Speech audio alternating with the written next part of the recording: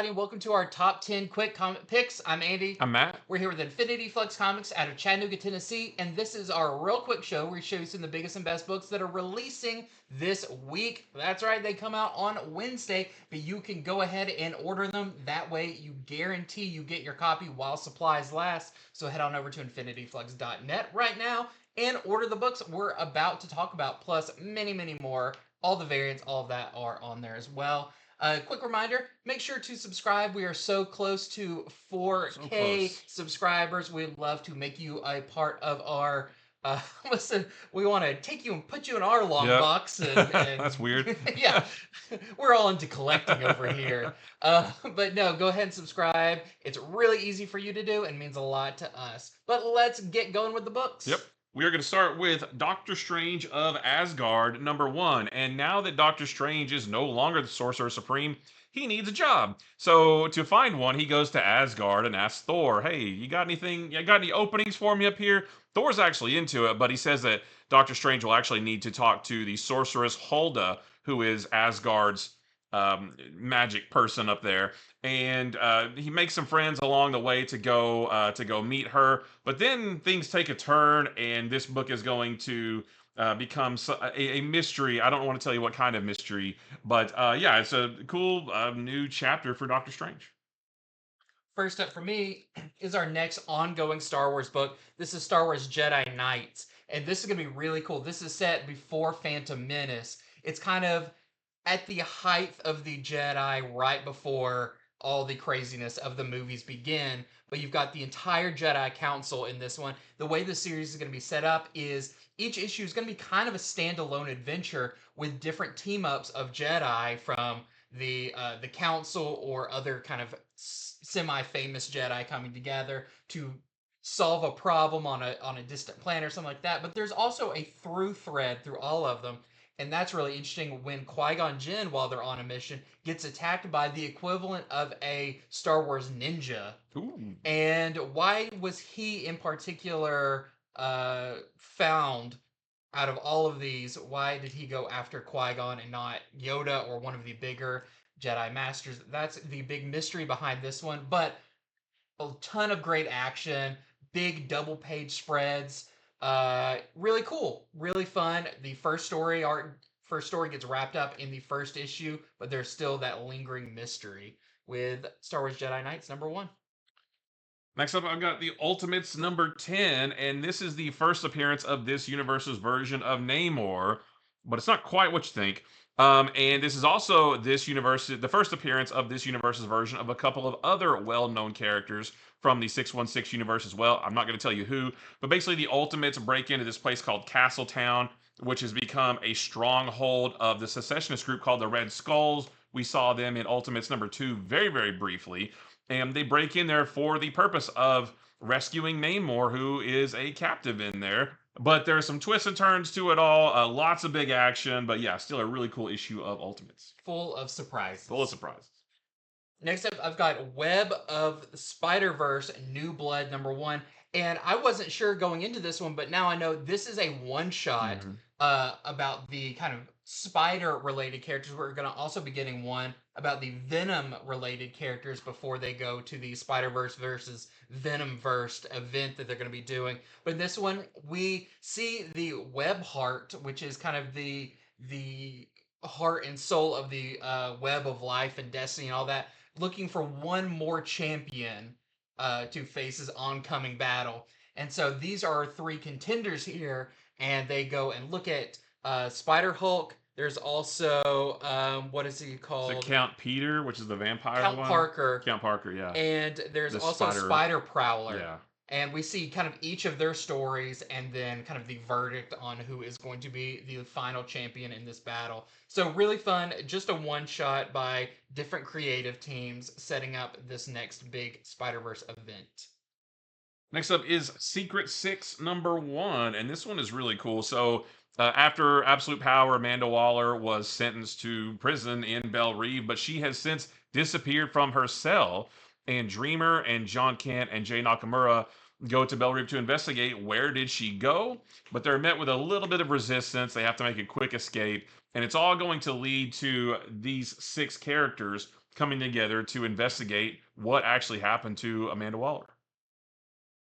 Next up, a very fun one. This is Teen Titans Go #1. This is the return of the Teen Titans Go comic. But what's funny in this is the Teen Titans uh, kind of didn't even realize they had a comic going on until they are called to the offices of DC, which are actually in a big fantasy like castle, only to learn that their book is getting canceled. So just a few minutes before they even know they had a book, now they're devastated that it got canceled. But they will do whatever they can to get uncanceled. And that means making their book whatever they think will sell, whether it be a black and white comic, horror comic like Walking Dead, or an Archie related comic, or a comic like Watchmen, or a classic Teen Titans comic. They'll do whatever they can to get their book back. But when that doesn't work, maybe they go to greater lengths. Really, really fun first issue of this series. Next up is Mothra, Queen of the Monsters #1. And this is about two sisters named Emmy and Mira. Their parents were killed when they were young during a battle between Mothra and a big ant monster called Antra. And in that battle, Mothra was also killed as well. That's not a spoiler. That's what the whole series is about. And because Mothra is dead, but she was also the protector of the Earth isn't such a great place. It's kind of this dystopian Earth. And they had Emmy and Mira have these two little fairy creatures who are actually part of existing Mothra Mm-hmm. lore, and they have a plan for how they can save Mothra and the planet. Except for me, I've got Hyde Street #14, and this just continued. It's not 14, is it? Four. 4. I don't know why I put 14. Issue #4. I was like, man, I missed a Yeah. lot. And this is one of my favorite issues so far in the series where I've loved every single issue because this is where we get our backstory about the character that we were introduced at the end of the previous issue. And this follows Oscar Oddman, who is a struggling actor in the 40s.